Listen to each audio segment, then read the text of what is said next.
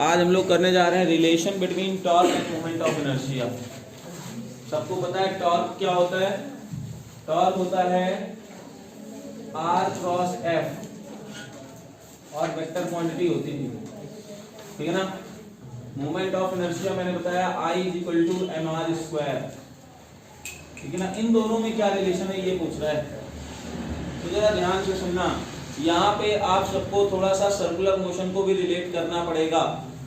तो let us consider an object which is made by n number of particles and rotated about an axis alpha। एक कोई object ले लिया जो कि बहुत सारे पार्टिकल से मिलकर के बनी है, सपोज m1, m2,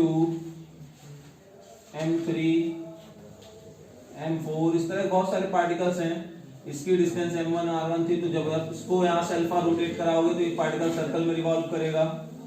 सिमिलरली ये भी पार्टिकल सर्कल में रिवॉल्व करेगा, सिमिलरली ये भी पार्टिकल सर्कल में रिवॉल्व करेगा और ये पार्टिकल भी सर्कल में रिवॉल्व करेगा। तो जितने पार्टिकल से मिलकर के ये ऑब्जेक्ट बना हुआ है, अगर आप उसको रोटेट कराने लगे इसी एक्सिस के लॉन्ग, तो हर पार्टिकल सर्कुलर मोशन परफॉर्म करेंगे। आपको रिलेशन पता होगा लीनियर एक्सेलरेशन और एंगुलर एक्सेलरेशन में, सबको पता है A = R अल्फा होता है, जहां पे अल्फा क्या होता है? एंगुलर एक्सेलरेशन, और A क्या होता है? Linear acceleration. R क्या होता है? Distance of the particle from the axis of rotation, या कह सकते हो उस सर्कुलर मोशन का radius.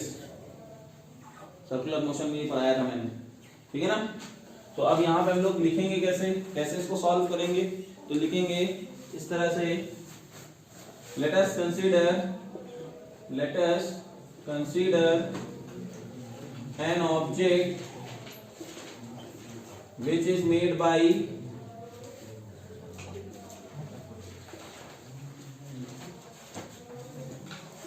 n number of particles having mass m1, m2, m3 ... situated at a distance r1, r2, r3 ... from the axis of rotation, from the rotation, ठीक है ना। if object is rotated with angular acceleration alpha, then all particles will revolve circular motion and produce linear acceleration. Then all particles revolve in a circular path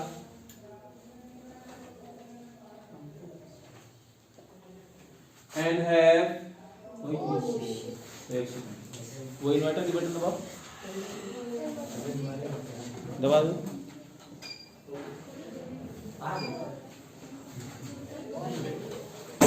शांत रहो।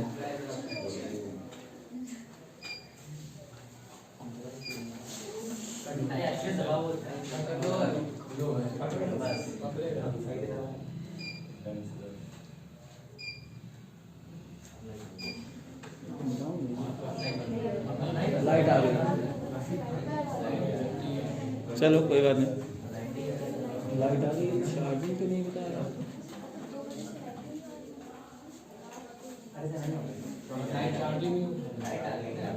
Charging नहीं बता रहा है। एक बार बटन चलो रन दो भी बात, ठीक है। चलो and particles revolve in a circular path and each particle have linear acceleration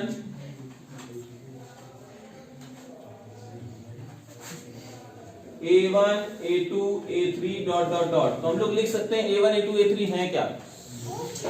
क्या हो रहा है? मारेंगे कंटाक्ट यहाँ पे।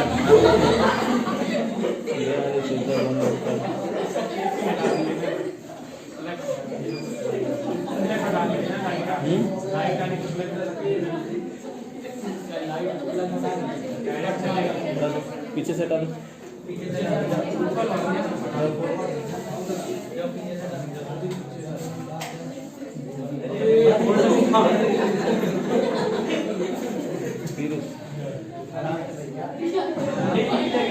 चलो इसको रहने दो, तुम स्विच बस बंद कर दो। ये स्विच बंद करने से भी देखो ऑन है, स्विच बंद करने से भी ऑन है।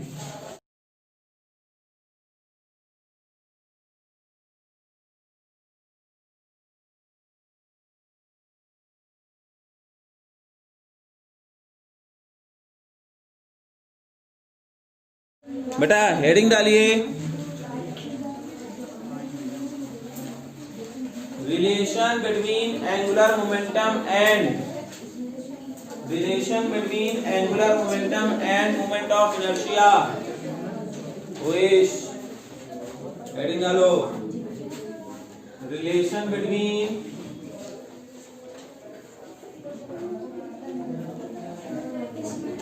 Angular momentum and movement of inertia।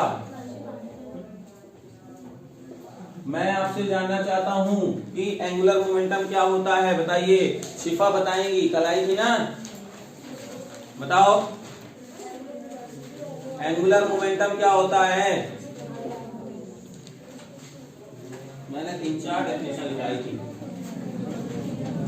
तू बता। हाँ, it is the characteristics of rotating.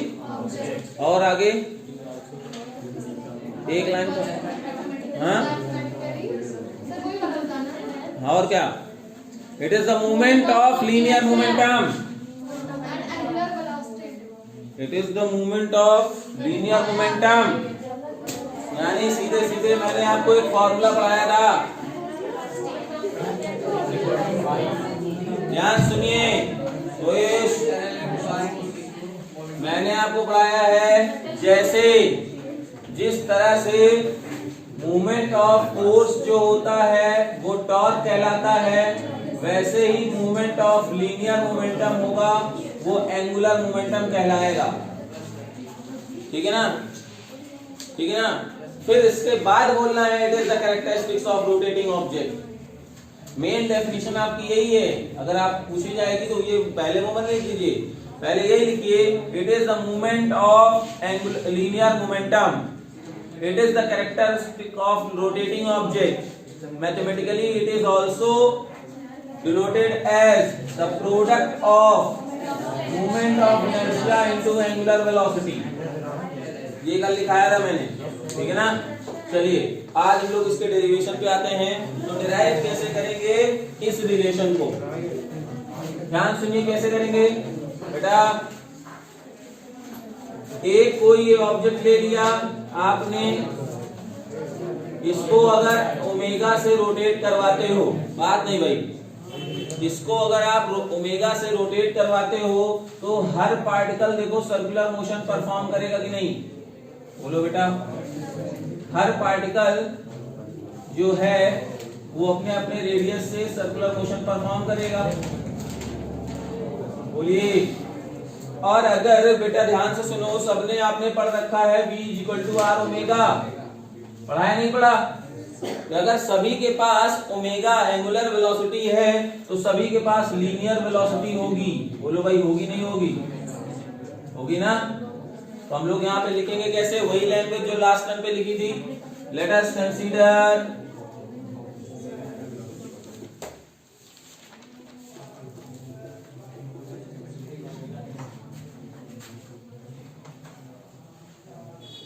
which is made by n number of particles of mass m1, m2, m3 ... at position R1 R2 R3 dot dot dot from axis of rotation, ठीक है ना। Let object is rotated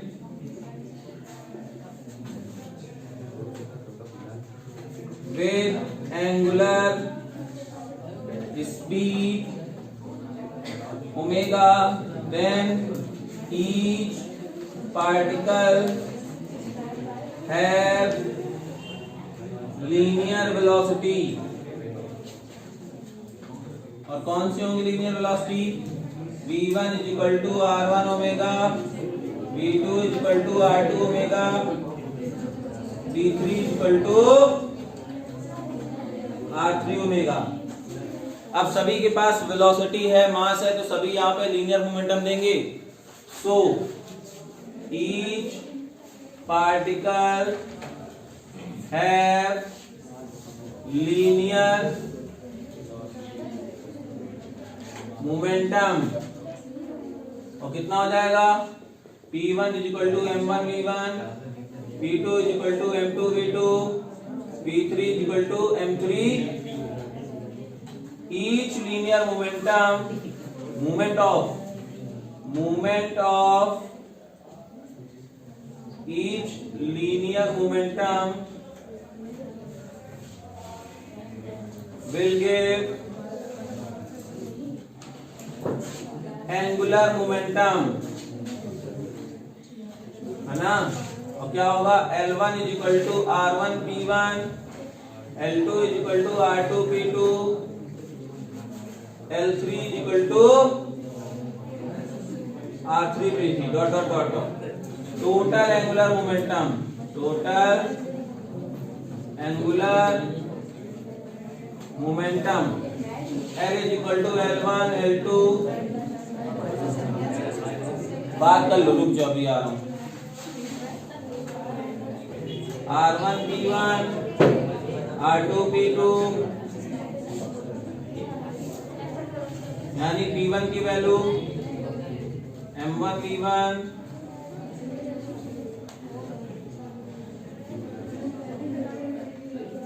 V1 V2 V3 की value वहां से रख दो। M1 R1 square omega 1 omega, M2 R2 square omega,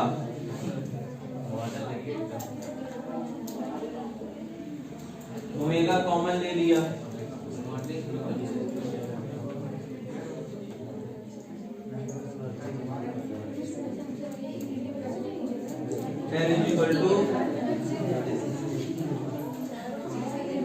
बोलो भाई, आया नहीं आया? किसी को अगर ये डेरिवेशन ना आया हो, कोई दिक्कत हो तो मुझे बताओ कैसे हुआ। फिर से बता दो एक बार। भाई आपने कोई ऑब्जेक्ट लिया, उसको अगर आप कांस्टेंट एंगुलर वेलोसिटी ओमेगा से रोटेट कर दिया तो हर पार्टिकल सर्कुलर मोशन में रिवॉल्व करने लगेंगे। तो हर पार्टिकल के पास लीनियर वेलोसिटी v होगी, क्योंकि सबको पता है v equal to r omega होता है। तो देखो सबकी लीनियर वेलोसिटी हो गई, और हर पार्टिकल के पास मास है, हर पार्टिकल के पास वेलोसिटी है, तो मतलब वो मोमेंटम प्रोड्यूस कर रहा है। और वो मोमेंटम क्या होगा? m1 v1, m3 v3 dot dot dot. ठीक है, तो अब अगर सबके पास लीनियर मोमेंटम है, तो अभी हम लोगों ने पढ़ा है ना, एंगुलर मोमेंटम क्या होता है? मोमेंट ऑफ लीनियर मोमेंटम, यानी r into p, r1 into p1, r2 into p2, r3 into p3। ठीक है, सबको सम कर दिया। देखो भाई, सबने इतना दिया, p1 p2 p3 की वैल्यू रख दी यहाँ से, फिर v1 v2 v3 की वैल्यू यहाँ से रख दी। तो जरा देखो भाई, यहाँ पे v1 की वैल्यू रखोगे r1 ओमेगा, तो जैसे ही r1 ओमेगा करो r1 square into omega. v2 की वैल्यू रखोगे r2 इंटू ओमेगा, तो जैसे ही r2 रखोगे तो r2 स्क्वायर इंटू ओमेगा हो जाएगा ना। तो बस ओमेगा कॉमन ले लिया, ये पूरा moment of inertia of the system बन गया। L इज इक्वल टू, आया नहीं आया? नोट करो जल्दी से। हाँ